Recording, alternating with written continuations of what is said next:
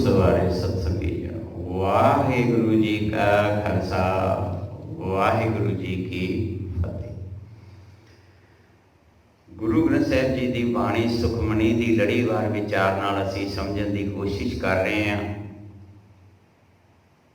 कि सतगुरु जी ने सानू किस सुख का ज्ञान बख्शिया है। एक सिख लई असल विच सुख है कि सो दूसरे श्लोक नूं असीं समझ चुके हैं। इको ही रहाओ की सेंट्रल आइडिया जिन्हों असीं कहने हैं पंक्ति है, और पंक्ति है सुखमणि सुख अमृत प्रभ नाम भगत जना कै मन विश्राम, मन टिक जाना।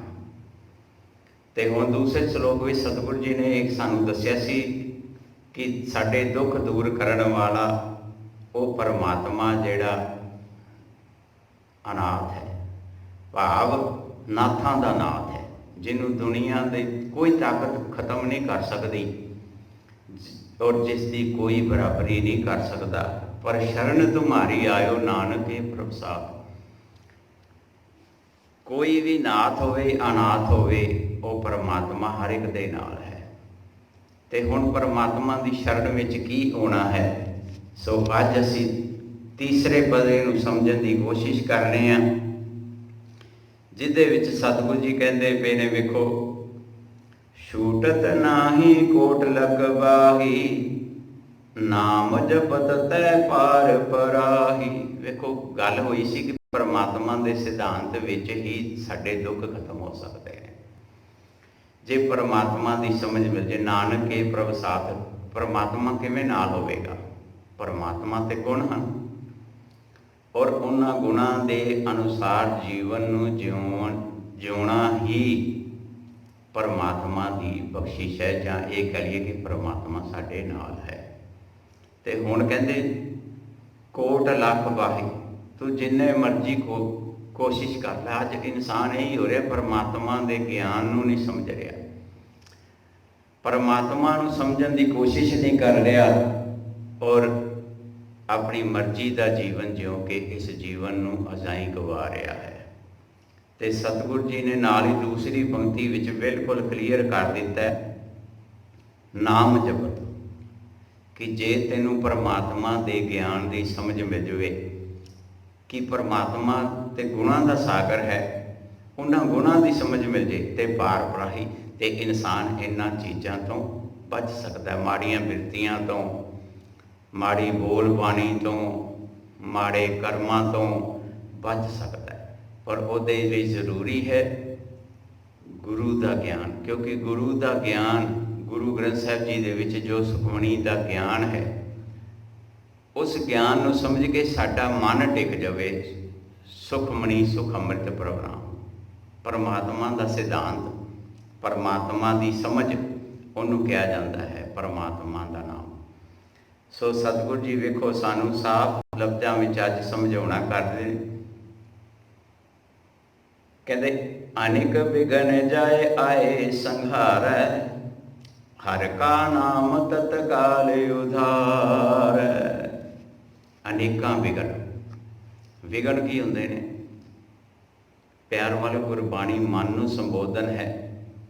जे मन साडी सोच चंगी होगी तो शरीर ऑटोमैटिकली चंगे कर्म कर दिंदा। फिर विघन की है? मन दे विघन, क्योंकि मन जदों परमात्मा के सिद्धांत नूं छड्ड के पशु वृत्ति विच इंसान नूं लै जांदा ना, वो हो जांदा विघन।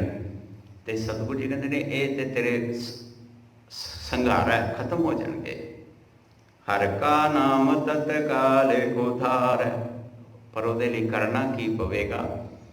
तैनूं परमात्मा की समझ लैनी पवेगी गुरु के ज्ञान विचों। जे गुरु के ज्ञान नूं समझ के तू परमात्मा के गुणां विच जीवन जिवेगा ना, तो ये तेरे सिरे जिन्ने बिगड़ ने, मन की गल है ना।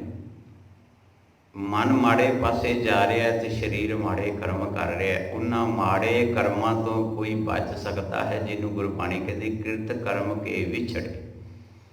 कीते हुए कर्मां नाल असीं परमात्मा तो टुट गए हैं, क्योंकि क्यों? परमात्मा के सिद्धांत नूं समझिया नहीं, गुणां नूं समझिया नहीं और जीवन नूं जिउणा शुरू कर दिता। ਤੇ ਇਸ ਕਰਕੇ ਪਰਮਾਤਮਾ ਦੇ ਸਿਧਾਂਤ ਤੋਂ ਟੁੱਟ ਗਏ। ਸੋ ਪਿਆਰ ਵਾਲਿਓ, ਸਤਿਗੁਰੂ ਜੀ ਕਹਿੰਦੇ ਨੇ ਸਿਰਫ ਇੱਕ ਪਰਮਾਤਮਾ ਦਾ ਗਿਆਨ, ਪਰਮਾਤਮਾ ਦੀ ਸਮਝ ਹੈ ਜਿਹੜੀ ਕਿ ਇਨਸਾਨ ਨੂੰ ਸਿੱਧੇ ਰਸਤੇ ਤੇ ਲਿਆ ਸਕਦੀ ਹੈ। ਅਨੇਕ ਜੋਨ ਜਨਮੈ ਮਰ ਜਾਮ, ਨਾਮ ਜਪਤ ਪਾਵੈ ਵਿਸਰਾਮ। ਹੁਣ ਅਨੇਕਾਂ ਜੋਨਾਂ ਕਿਹੜੀਆਂ? ਬਸ ਇੱਥੇ ਹੀ ਅਸੀਂ ਗੁਰਬਾਣੀ ਨੂੰ ਸਮਝਦੇ ਨਹੀਂ, ਕਿਉਂਕਿ ਗੁਰਬਾਣੀ ਪੜ੍ਹ ਪੜ੍ਹ ਕੇ ਅਸੀਂ ਪਰਮਾਤਮਾ ਦੀ ਬਖਸ਼ਿਸ਼ ਨੂੰ ਲੈਣ ਦੀ ਕੋਸ਼ਿਸ਼ ਕਰਦੇ ਹਾਂ। ਅਨੇਕ ਜੋਨ ਦਾ ਮਤਲਬ ਹੈ ਪਸ਼ੂ ਬਿਰਤੀ ਵਿੱਚ ਮਨ ਜਿਹੜਾ ਹੈ ਭਟਕ ਰਿਹਾ, ਜਿਹਨੂੰ ਸਤਿਗੁਰੂ ਜੀ ਕਹਿੰਦੇ ਤਤਕਾਲ ਉਧਾਰ ਹੈ। ਬੰਦਾ ਸਿੱਧੇ ਰਸਤੇ 'ਤੇ ਆ ਸਕਦਾ ਹੈ ਜੇ ਗਿਆਨ ਦੀ ਸਮਝ ਮਿਲ ਜਾਏ। ਜਨਮੈ ਮਰ ਜਾ, ਜਨਮ ਤੇ ਮਰਦਾ ਜੰਮਦਾ, ਮਰਦਾ ਜੰਮਦਾ, ਇੱਥੇ ਕੋਈ ਸਰੀਰਕ ਦੀ ਗੱਲ ਨਹੀਂ ਹੋ ਰਹੀ, ਮਨ ਦੀ ਗੱਲ ਹੋ ਰਹੀ ਹੈ। ਕਦੀ ਗੁਰੂ ਦੇ ਦਰ 'ਤੇ ਆਉਂਦਾ ਤੇ ਆਪਣੇ ਆਪ ਨੂੰ ਉੱਚਾ ਵਿਖਾਉਣ ਲੱਗ ਪੈਂਦਾ ਹੈ, ਬਾਹਰ ਜਾਂਦਾ ਗੁਰੂ ਦੇ ਗਿਆਨ ਤੋਂ ਟੁੱਟ ਜਾਂਦਾ। ਜਿੱਥੇ ਗੁਰੂ ਦੇ ਗਿਆਨ ਨੂੰ ਛੱਡ ਦਿੰਦਾ ਉਹ ਕੋਈ ਵੀ ਜਗ੍ਹਾ ਹੋ ਸਕਦੀ ਹੈ, ਅਤੇ ਨਾਲ ਹੀ ਮਾੜੇ ਕਰਮ ਪਸ਼ੂ ਬਿਰਤੀ ਵਿੱਚ, ਅਤੇ ਉਹਨੂੰ ਸਤਿਗੁਰੂ ਜੀ ਕਹਿੰਦੇ ਨੇ ਅਨੇਕ ਜੋਨ। ਅਤੇ ਕਹਿੰਦੇ ਨਾਮ ਜਪਤ, ਜਿਵੇਂ ਹੀ ਪਰਮਾਤਮਾ ਦੀ ਸਮਝ ਮਿਲ ਜਾਂਦੀ ਹੈ ਪਾਵੈ ਵਿਸਰਾਮ, ਅਤੇ ਮਨ ਟਿਕ ਜਾਂਦਾ। ਵੇਖੋ ਭਗਤ ਜਨਾ ਕੈ ਮਨ ਵਿਸਰਾਮ। ਗੁਰਬਾਣੀ ਬਾਰ ਬਾਰ ਕਹਿ ਰਹੀ ਸਿੱਖਾ ਤੇਰਾ ਮਨ ਨਹੀਂ ਭਟਕਣਾ ਚਾਹੀਦਾ। ਅਤੇ ਸਤਿਗੁਰੂ ਜੀ ਇਹ ਮੈਲ ਕਿੱਥੋਂ ਆਉਂਦੀ? ਕਹਿੰਦੇ ਹੋਂ ਮੈਲਾ ਮਲ ਕਬੂ ਨਾ ਧੋਵੈ। ਹੋਂ, ਜਦੋਂ ਇਨਸਾਨ ਕਹਿੰਦਾ ਮੈਂ ਹੀ ਸਿਆਣਾ, ਗੁਰਬਾਣੀ ਤੇ ਕਹਿੰਦੀ ਹਮ ਨਹੀਂ ਚੰਗੇ ਬੁਰਾ ਨਹੀਂ ਕੋਈ, ਤੇ ਇੱਕ ਸਿੱਖ ਕਹਿੰਦਾ ਮੈਂ ਤੇ ਸਿਆਣਾ ਹੀ ਬੜਾ ਵਾਂ, ਬਹੁਤ ਸਿਆਣਪ ਹੋਮੈ ਮੇਰੀ। ਆਹ ਸਿਆਣਪ ਹੈ ਤੇ ਹੰਕਾਰ ਨੇ ਹੀ ਇਨਸਾਨ ਨੂੰ, ਅੱਜ ਸਿੱਖ ਨੂੰ ਗੁਰੂ ਦੇ ਗਿਆਨ ਤੋਂ ਬਹੁਤ ਦੂਰ ਕੀਤਾ ਹੋਇਆ। ਤੇ ਸਤਿਗੁਰੂ ਜੀ ਕਹਿੰਦੇ ਮਲ ਕਬੂ ਨਾ ਧੋਵੈ, ਮਾੜੇ ਕਰਮ ਕਦੀ ਵੀ ਨਹੀਂ ਛੁੱਟ ਸਕਦੇ। ਜਿੰਨਾ ਚਿਰ ਇਨਸਾਨ ਦੇ ਅੰਦਰ ਅਹੰਗ ਰੋਗ ਹੈ ਨਾ, ਹੋਂ ਹੈ ਮੈਂ, ਉਹਨਾਂ ਚਿਰ ਕਦੀ ਵੀ ਮਾੜੇ ਕਰਮ ਨਹੀਂ ਛੁੱਟ ਸਕਦੇ। ਹਰਿ ਕਾ ਨਾਮ ਕੋਟ ਪਾਪ ਖੋਵੈ। ਪਰ ਕਹਿੰਦੇ ਪਰਮਾਤਮਾ ਦਾ ਗਿਆਨ ਸਮਝ ਵਿੱਚ ਆ ਜਾਵੇ ਨਾ, ਪਰਮਾਤਮਾ ਦੀ ਸਮਝ ਮਿਲ ਜਾਏਗੀ ਪਰਮਾਤਮਾ ਕੀ ਹੈ। ਜਦੋਂ ਇਨਸਾਨ ਨੂੰ ਇਹ ਸਮਝ ਆ ਗਈ, ਕੋਟ ਪਾਪ ਖੋਵੈ, ਪਾਪ ਹੁੰਦਾ ਮਾੜੀ ਸੋਚ, ਤੇ ਕਹਿੰਦੇ ਕਰੋੜਾਂ ਤੇਰੇ ਅੰਦਰ ਚੱਲ ਰਹੀਆਂ ਮਾੜੀਆਂ ਸੋਚਾਂ ਖਤਮ ਹੋ ਜਾਣਗੀਆਂ। ਵੇਖੋ ਤੀਸਰੇ ਸ਼ਲੋਕ ਵਿੱਚ ਆ ਜੇ ਸ਼ਰਨ ਨਾਨਕ ਕੇ ਪ੍ਰਸਾਦ, ਆ ਇਹ ਗੁਰੂ ਦੀ ਸ਼ਰਨ ਵਿੱਚ ਆਉਣਾ। ਐਸਾ ਨਾਮ ਜਪੋ ਮਨ ਰੰਗ, ਨਾਨਕ ਪਾਈਐ ਸਾਧ ਕੈ ਸੰਗ।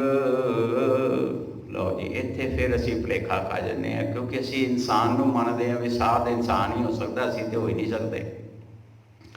ਸਤਿਗੁਰੂ ਜੀ ਕਹਿੰਦੇ ਨੇ ਜਦੋਂ ਤੈਨੂੰ ਐਸਾ ਪਰਮਾਤਮਾ ਦਾ ਗਿਆਨ, ਪਰਮਾਤਮਾ ਦੇ ਗੁਣ ਸਮਝ ਵਿੱਚ ਆ ਗਏ, ਮਨ ਉਹਨਾਂ ਦੇ ਵਿੱਚ ਚਲਾ ਗਿਆ, ਗੁਰੂ ਦੇ ਗਿਆਨ ਨੂੰ ਸਮਝ ਗਿਆ, ਮਨ ਰੰਗ, ਮਨ ਗੁਰੂ ਦੇ ਗਿਆਨ ਵਿੱਚ ਰਚ ਗਿਆ, ਗੁਰੂ ਦੇ ਗਿਆਨ ਨੂੰ ਸਮਝ ਗਿਆ।